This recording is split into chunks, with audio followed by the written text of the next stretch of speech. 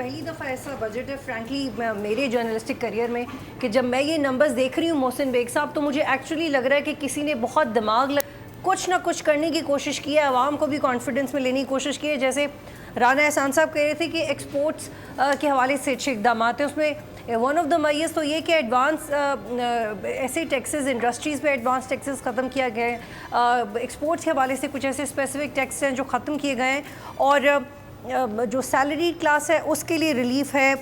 محسن bag صاحب بہت شکریہ. بیسیکلی اگر آپ پریویسلی 3-4 سال کا بجٹ دیکھیں تو لگتا تو یہ ہے کہ ایک بہت ہی بیلنسڈ بجٹ دیا ریلیف فیڈرل گورنمنٹ کے. پاکستان میں گورنمنٹس کے جو حالات ہیں, پیسے تو ہیں نہیں.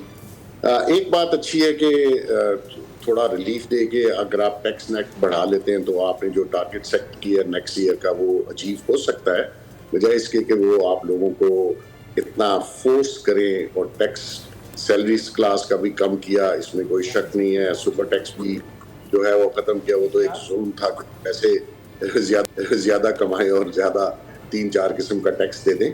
تو میں سمجھتا ہوں اوور آل پریویس ہسٹری 3-4 سال کی دیکھیں تو اس کے حساب سے تو ایک بہت اچھا بجٹ ہے.